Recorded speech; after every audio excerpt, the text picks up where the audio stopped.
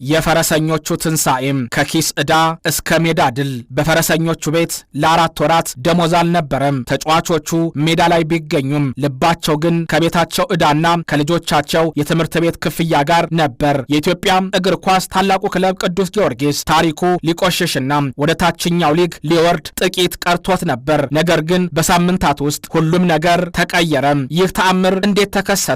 ከሜዳው ውጤት ጀርባ ያለው የገንዘብና የስነ ልቦና ሚስጢር ምንድነው? መላኩ ወልደሰንበት ዝርዝር ዘገባ አለው። ቅዱስ ጊዮርጊስ ባልተለመደ ሁኔታ ለ10 ተከታታይ ጨዋታዎች ድልን ተራበም። በ10 ጨዋታ 6 ነጥብ ብቻ ፈረሰኞቹ በታሪካቸው ለመጀመሪያ ጊዜ ወደ ወራጅ ቀጠናው ሲገቡም በደጋፊው ዘንድ ድንጋጤ ነገሰ።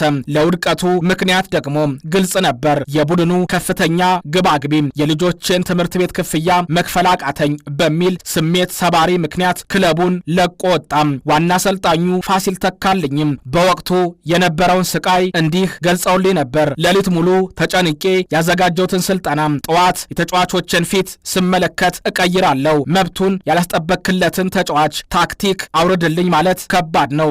ጊዮርጊስ ሜዳ ላይ የሚፋለም ሳይሆን በኑሮ ሸክም ትከሻው የጎበጠ ቡድን ሆኖ ሰነበተም። ክለቡ ሊፈርስ ነው ወደሚል ስጋት በተሻገረበት በዚያ ጨለማ ወቅት ጊዮርጊሳዊነት በተግባር ታየም። ላለፉት ዓመታት እጃቸውን አጥፈው የነበሩት የሜድሮክ ኢትዮጵያን ባለቤት ሼህ መሐመድ አሊ አላሙዲና ስራ አስፈጻሚው አቶ ጀማል አህመድ ዝምታቸውን ሰበሩ። ምንም እንኳን የአዲስ አበባ ከተማ አስተዳደርና ቢጃ ኢትዮጵያም ለጥሪው ምላሽ ቢሰጡም ሜድሮክ ግን ቃል የገባውን 50 ሚሊዮን ብር በአፋጣኝ ገቢ በማድረግ የደሞዝ ጥያቄውን ቀረፈው። ቢጃ ኢትዮጵያም በውሉ መሰረት በየደረጃው ተርም ክፍያውን እንዲፈጽም ቢታወቅም የሜድሮክ አሁኑኑ መድረስ ግን ለቡድኑ የትንፋሽ ያህል ነበር። የለውጡ ሚስጢር ግን 50 ሚሊዮኑ ብቻ አላበቃም። የኩባንያው ስራ አስኪያጅ አቶ ጀማል አህመድ ተጫዋቾቹን በቅርብ በመከታተልና በማበረታታት ሌላ ድል አስመዘገቡም። ቡድኑ ከወራጅ ቀጠናው እንዲወጣ ለእያንዳንዱ ጨዋታ የ500 ሺህ ብር የሞራል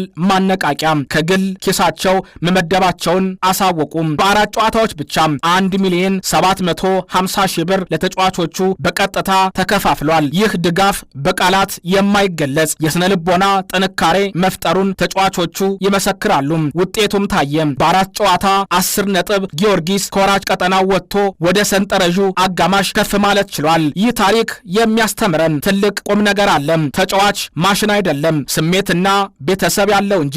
ጊዮርጊስ አሁን ወደ መስመሩ ተመልሷል። ነገር ግን ጥያቄው ይህ ስኬት ዘላቂ መፍትሄ ይሆን ወይስ ሽልማቱ ሲቆም ድሉም አብሮ ይቆማል? የእናንተን አስተያየት በኮሜንት አጋሩን። ላይክና ሰብስክራይብ እንዳይረሳም። ዘገባው የመላኩ ወልደሰንበት ነው።